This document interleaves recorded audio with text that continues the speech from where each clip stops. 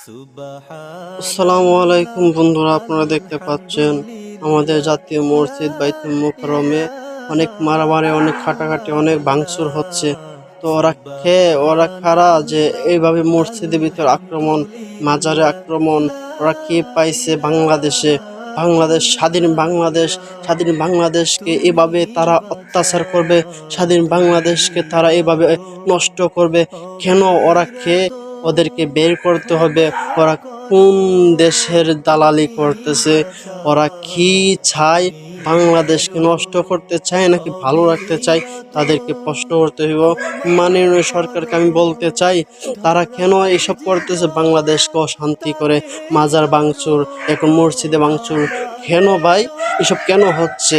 মসজিদ কি করেছে? মাদ্রাসা কি করেছে? মাজার কি করেছে? তাদেরকে আপনি আওতায় এনে